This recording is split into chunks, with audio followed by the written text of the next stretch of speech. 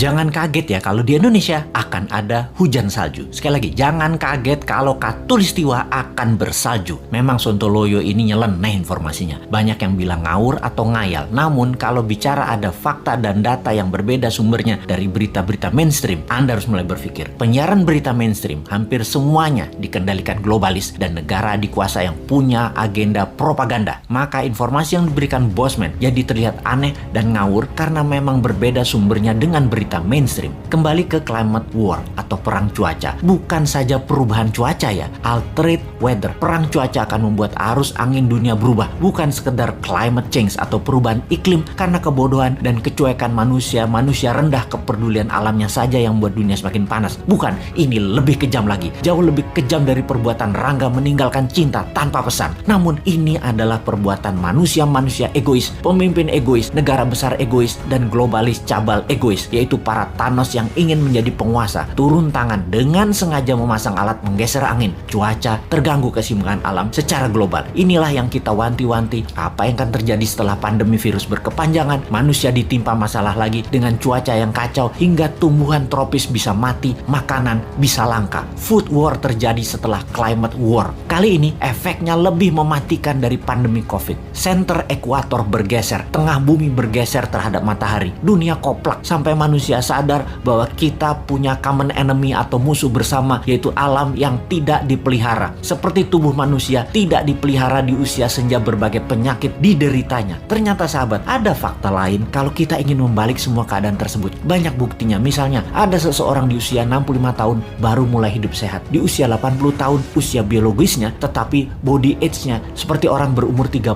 tahunan karena dirawat dengan baik walaupun mulainya dari umur 65. Dia makan sehat, olahraga, dan lain sejenisnya. Sekali, padahal selama 65 tahun hidupnya berantakan, namun ketika diputuskan berubah 180 derajat, balik arah, semua bisa jadi muda lagi, sehat lagi. Dunia pun sama. Selama ini dunia tidak dirawat oleh manusia, maka penyakit bumi itu banyak. Hal inilah yang membuat bumi menua dengan cepat dan menjadi renta. Tapi bukan tidak bisa disembuhkan. Bisa, selama kita semua sepakat berjuang memperbaiki. Indonesia di tahun 2045 adalah pemimpin yang akan memimpin perbaikan alam dunia ini semua. Untuk itu, New Mind selama 24 tahun ke depan hingga tahun 2045 akan pegang kendali utuh, menyelesaikan masalah dalam negeri dan luar negeri, menyetop kegilaan Amerika dan Tiongkok, serta menyetop globalis cabal. Ini bukan impian kosong. Ini mungkin impian segelintir orang awalnya. Namun ketika 1 juta orang percaya, akan jadi collective belief. Ketika 10 juta orang pertama, kekuatan keyakinan makin besar. Dan ketika 100 juta orang percaya, maka Indonesia akan bergetar. Ketika 270 juta orang Indonesia percaya, Indonesia menang. Dan ketika 1 miliar manusia percaya, dunia semakin sehat. Ketika 5 miliar manusia sepakat, maka dunia damai selamanya. Saat ini, silahkan kalian percaya dengan pejabat yang mendukung penyedot nikel dari tanah air tercinta ini hingga 3 tahun ke depan, supaya musnah cadangan nikelnya. Silahkan dukung. Tapi kalau mau Indonesia baru,